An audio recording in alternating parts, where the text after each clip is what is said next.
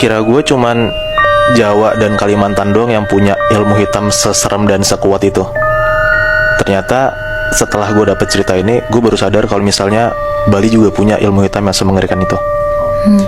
Jadi gue mau ceritain tentang ada satu keluarga yang isinya 4 orang. Ada ibu, bapak, dan 2 anak cowoknya yang umurnya sekitar 20-an tahun lah. Oke.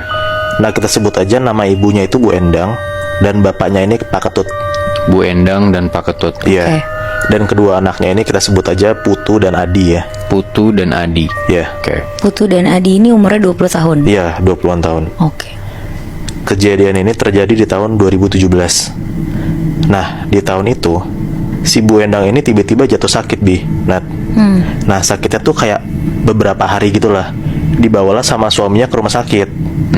Nah, udah sampai UGD, diurusin sama dokter segala macam, dikasih obat kan. Nah, sekitar 3-4 harian itu Bu Endang tuh masih nggak bisa bangun gitu loh. Masih tetap sakit aja. Iya. Masih tetap sakit aja kan. Sampai akhirnya satu keluarga itu sadar kalau misalnya Bu Endang ini bukan sakit biasa, tapi ternyata Bu Endang ini kena sukik. Waduh. Sukik apa ya? Nah, sukik ini bahasa Bali yang artinya itu santet, Bi. Anjing. Oh. Nah, kenapa bisa mereka mikir kayak gitu? Karena gejalanya tuh sama banget persis kayak orang lagi diguna-guna, kayak orang lagi kena sukik. Nah, jadi sukik ini ada 2 macam. Yang satu namanya keroncong polo, yang efeknya tuh bikin sakit kepala banget, kayak pengen pecah. Dan yang kedua ada yang namanya sukik api. Nah, sukik api ini bikin orang yang kena sukik ini nih ngerasa kalau misalnya badannya tuh kebakar banget. Bu Endang tuh bilang sama suaminya kalau misalnya tuh kepalanya pengen banget pecah, dan badannya Bu Endang tuh ngerasa kayak pengen kebakar banget. Wah, anjing. Nah, sama, Dua-duanya berarti. iya, sama persis kan kayak efek yang bakal kena dari 2 sukik ini. Iya, iya. Nah, setelah mereka cari informasi, akhirnya Pak Ketut ini dapatlah seorang tabib gitu. Nah, tabib tuh kayak kiai gitu loh, tapi bukan dukun ya, kayak kiai gitu. Nama tabibnya ini Jero Petapakan. Jero Petapakan. Iya. Oke. Jero Petapakan ini by the way cewek ya. Nah, Jero ini adalah orang yang dikasih mandat sama leluhur buat ngebantu umat-umat Hindu yang lagi kena santet atau ilmu hitam kayak gitu. Nah, singkat cerita, satu keluarga ini nyamperin nih ke rumah Jero Petapakan. Nah, si Bu Endang nyeritain lah kronologinya, dia sakit apa segala macem, dia pusing, badan kebakar segala macem lah. Nah, sampai akhirnya tiba-tiba pas Bu Endang ini lagi ngejelasin penyakitnya dia, Jero Petapakan ini nih ngerasa kayak ketedunan gitu. Apa tuh? Nah, ketedunan ini adalah kayak kesurupan, tapi kesurupannya tuh bukan kesurupan setan, tapi kayak kesurupan roh baik.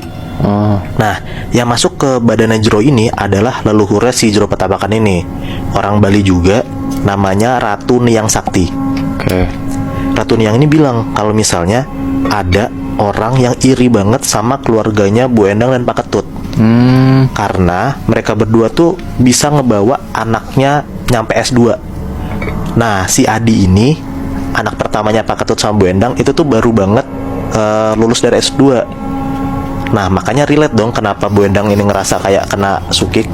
Nah, karena ada satu orang atau berapa lah, gue nggak tahu, orang di luar sana yang sirik sama keluarga mereka. Jadi si Jero Petapakan ini kesurupan sama Ratu siapa tadi? Ratu Niyang. Itu jadi kayak dia disampaikan pesan gitu, Mei. Iya, jadi Ratu Niyang itu yang ngomong ke mereka melalui Jero Petapakan. Iya, iya, iya, iya. Terus. Nah, setelah ngedengar penjelasannya itu, si Bu Endang tuh minta solusi lah, kayak ke leluhur ini, ke Ratu Niyang ini harus gimana segala macam. Nah, akhirnya si leluhur ini ngomong, ya udah, emang bisa ada satu cara untuk ngeluarin sukik dari badan kamu gitu. Kamu harus ngelakuin sebuah ritual penebusan.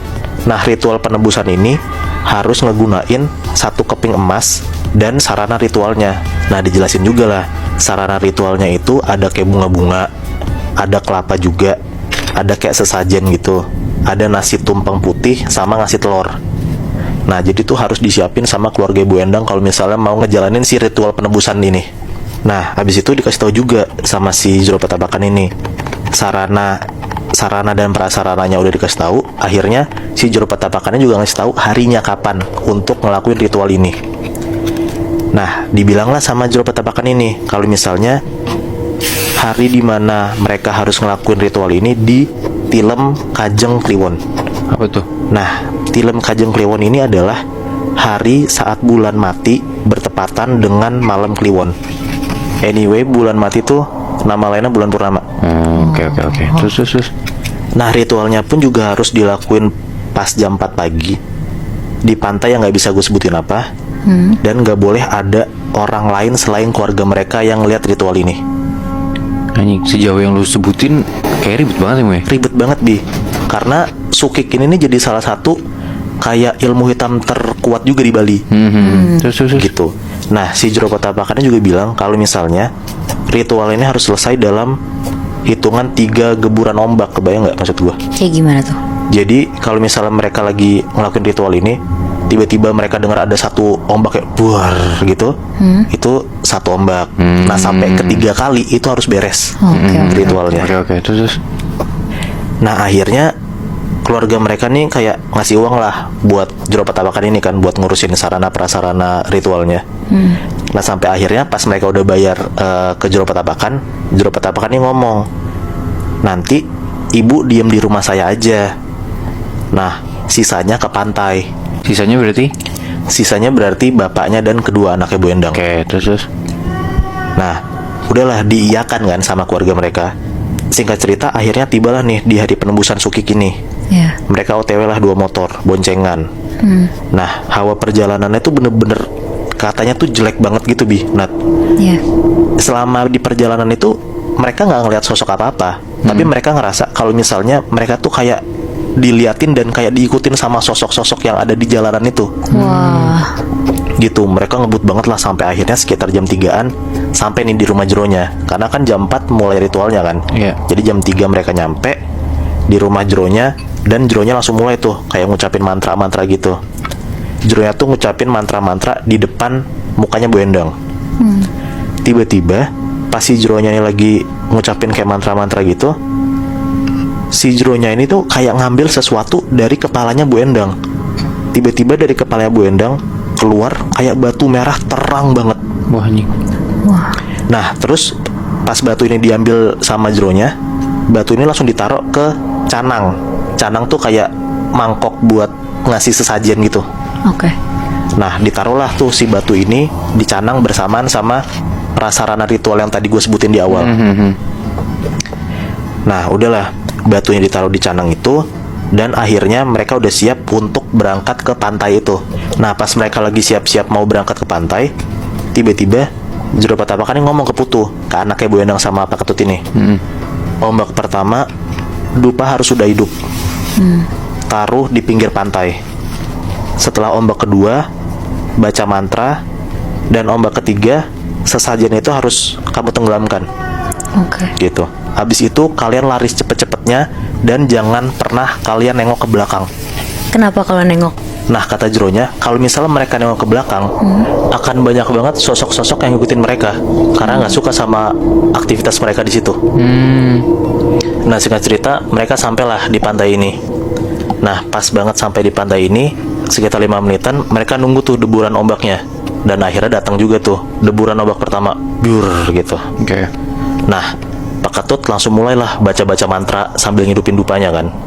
Nah, pas Pak Ketut lagi baca mantranya, Pak Ketut tuh ngomong ke anaknya, Putu, cepetan tuang kopinya gitu. Dituanglah kopinya buru-buru sama Putu kan.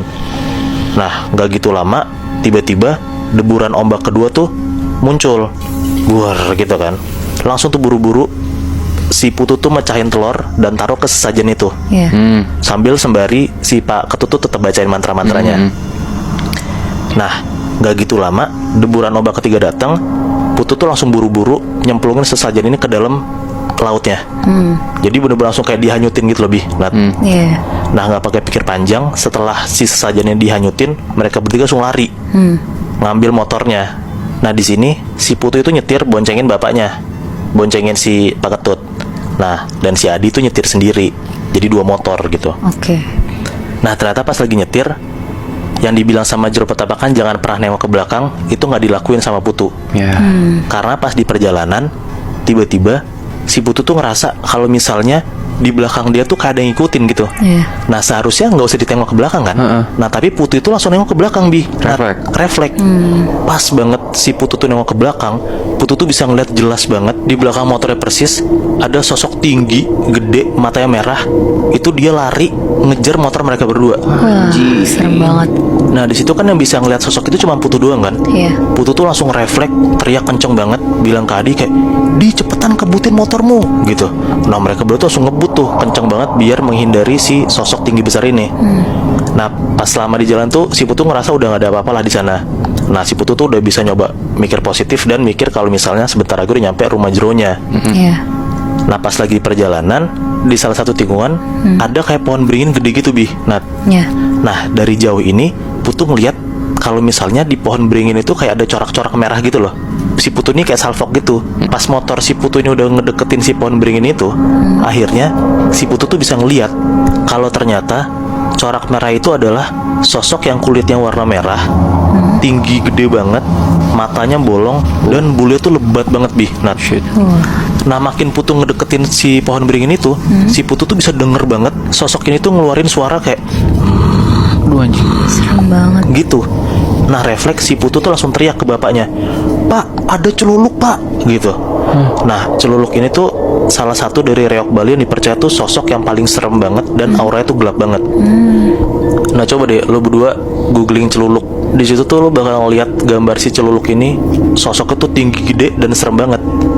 Jadi lo bisa kebayang lah apa yang Putu lihat di pohon beringin itu. Iya.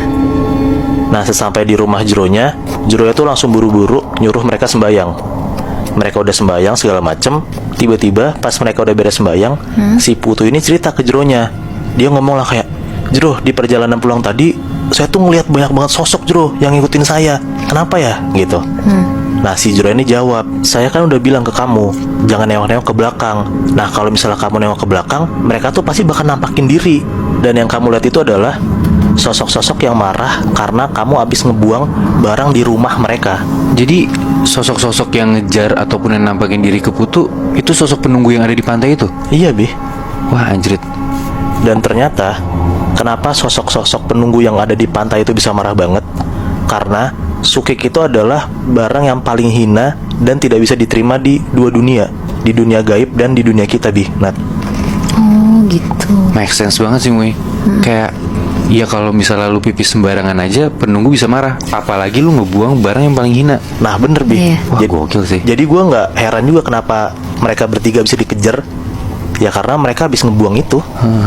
Terus si Bu Endangnya itu gimana? Nah akhirnya setelah mereka bertiga udah ngebuang si sukik ini, Bu Endang udah bisa lepas dari sukiknya Nat. Jadi udah bisa sembuh gitu. Tapi ya konsekuensinya itu Nat, untuk ngebuang sukik ini lo harus berhadapan sama sosok-sosok penunggu yang ada di tempat dimana lo ngebuang sukik ini. Anjrit. Berarti untung banget ya Mui. Mereka tuh nggak tahu kalau misalnya benda yang mereka buang tuh benda yang paling hina di dua dunia. Iya. Tapi bentar deh. Misalkan ya, lo ada di posisi yang sama kayak mereka. Lo harus ngambil resiko buat nyelamatin orang yang lo sayang. Kira-kira lo bakal ngelakuin itu nggak?